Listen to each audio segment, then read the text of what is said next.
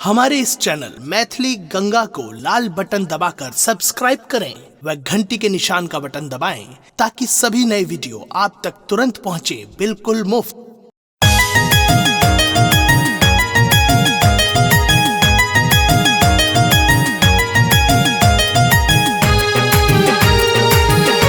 अपने सुन रहे थी गंगा कैसेट की प्रस्तुति।